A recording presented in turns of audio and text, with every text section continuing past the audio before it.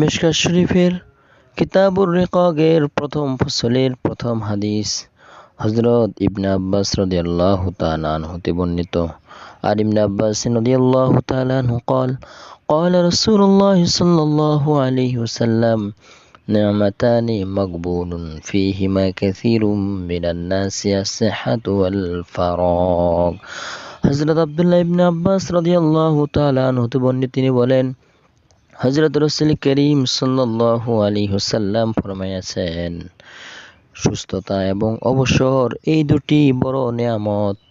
এই দুটি নিয়ামতের সদ্ব্যবহার ভালোমতো না করতে পারার কারণে অনেক মানুষ ধোঁকার মধ্যে পড়ে যায়। মানব জীবনে সুস্থতা এবং অবসর এই সময় লাভ হওয়া আল্লাহ তাআলার বড় নিয়ামত, কিন্তু অধিকাংশ লোক পবিত্রতা তাড়নায় আমোদ প্রমোদে লিপ্ত হয়ে উদাসীনতার মধ্যে তা কাটিয়ে দেয়। দিন দুনিয়ার কল্যাণ কামনার প্রতি লক্ষ্য রাখে না।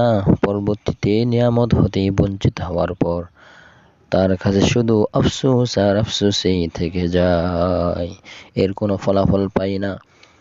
স্বাস্থ্য সবসময় মানুষের এক থাকে না, কিন্তু যখন সুস্থ থাকে তখন এই সুস্থতাকে নিয়ামত মনে না করে কাজে না লাগার কারণে যখন রোগাক্রান্ত হয়ে যায় তখন বুঝে সুস্থতা কত বড় আল্লাহর নিয়ামত।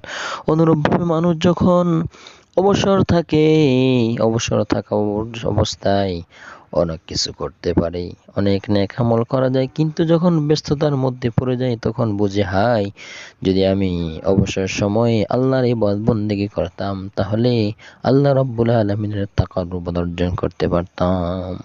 এই জন্য সুস্থতা এবং অবসর এই দুটিকে গনিমত মনে করে আমাদের কাজে লাগানো উচিত, তাহলে আল্লাহর কাছে যা খায়ের পাওয়া যাবে।